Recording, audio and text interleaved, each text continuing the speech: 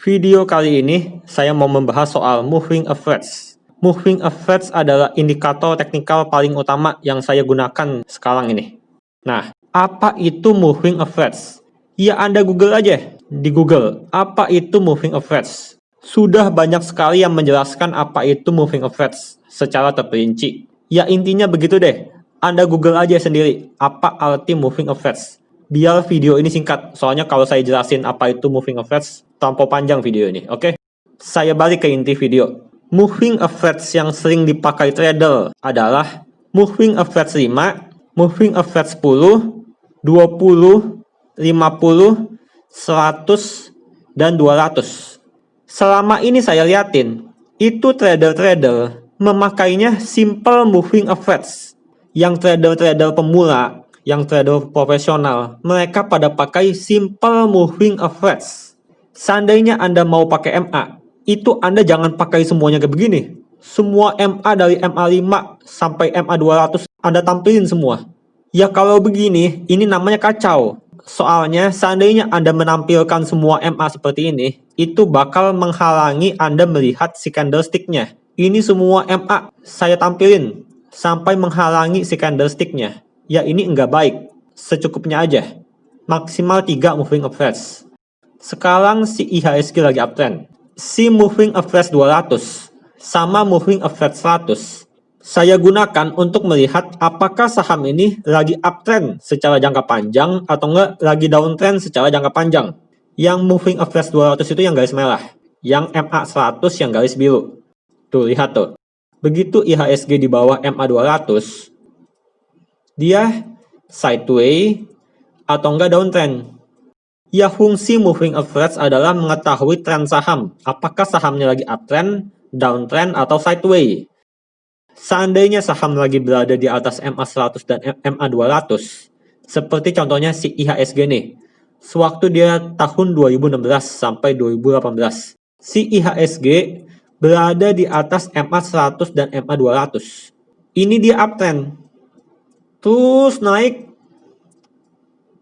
sampai akhirnya pas 2018 dia jebol.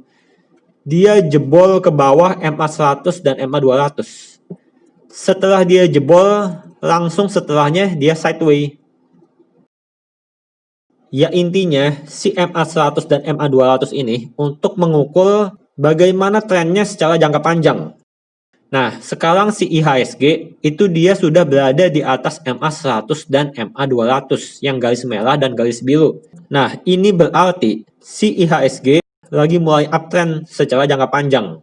Si moving average ini juga bisa dipakai sebagai support dan resisten. Sewaktu yang tanggal 10 Juninya nih, itu dia mendekati moving average 100 yang garis biru ini. Setelahnya dia enggak bisa tembus, habis itu turun lagi. Ya inilah fungsi moving average. Selain untuk mengetahui tren saham, itu juga bisa dipakai untuk mengetahui support dan resisten saham. Sewaktu 27 Agustus, si IHSG naik, habis itu dia turun tuh. Dia enggak bisa menembus MA 200 tuh, yang garis merah ini. Saya itu pakai moving average dengan time frame daily. Itu jadi pakai candle harian. Oke? Saya cukup pakai maksimal 3 moving average aja.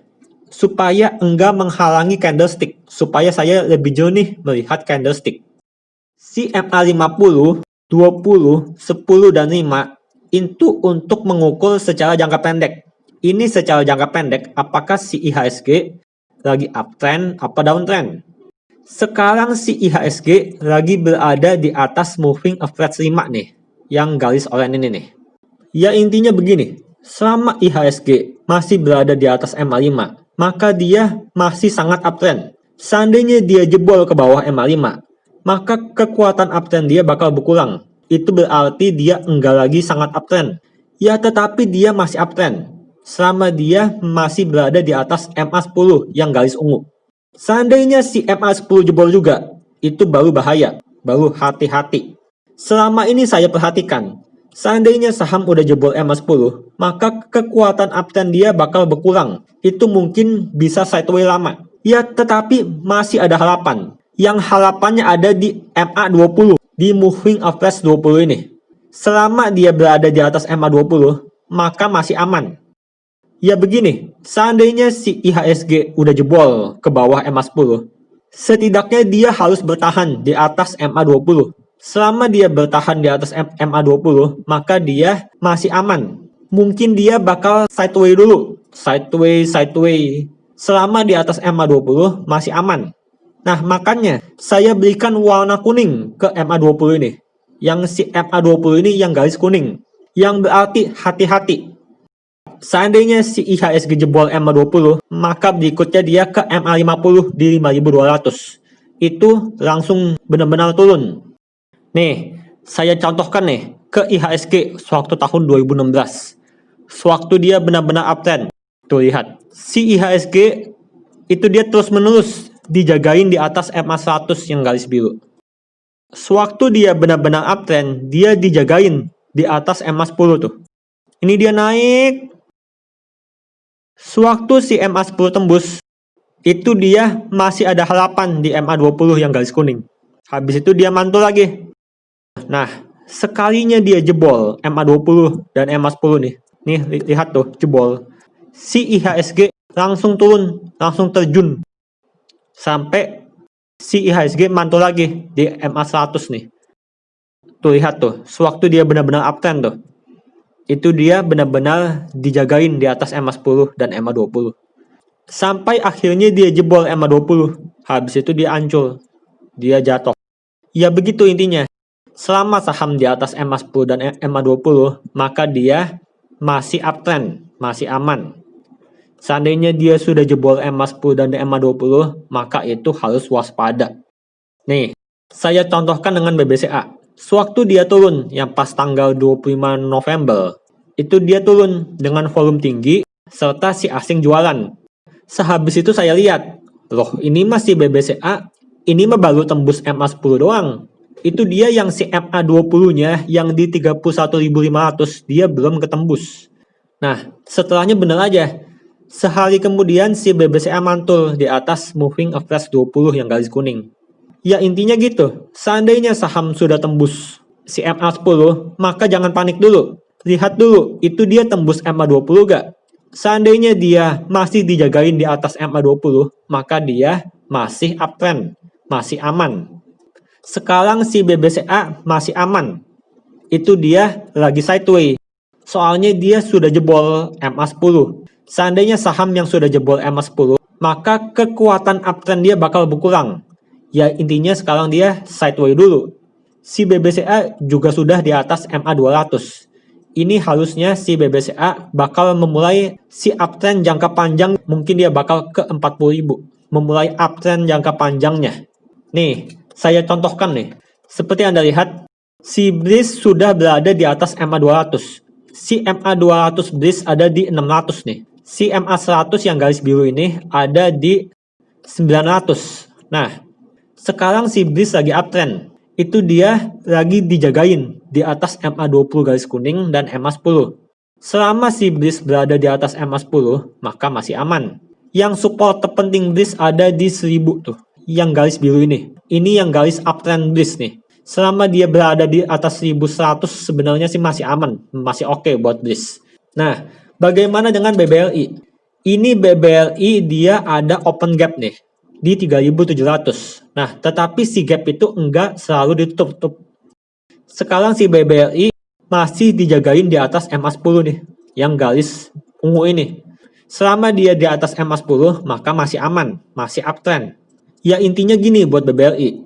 Selama dia dijagain di atas MA10, habis itu si asing masih sering net buy, maka BBLI masih naik. Seandainya nanti si BBLI tembus MA10, yang garis ungu ini tembus, habis itu si asing sering net sell, itu harus waspada. Nih Anda lihat nih, sewaktu si BBLI hancur pas bulan Maret, itu si asing sering net sell. Selama si asing sering net buy BBLI, maka BBLI masih aman. Begitu intinya, oke? Sekarang saya rangkum ini semua. Moving average yang sering dipakai trader adalah simple moving average 5, 10, 20, 50, 100, dan 200. Itu tetapi saya sarankan pakainya 3 aja biar enggak menghalangi candle. Soalnya kalau Anda munculkan semua MA ini, itu si candlestick-nya bakal terhalangi.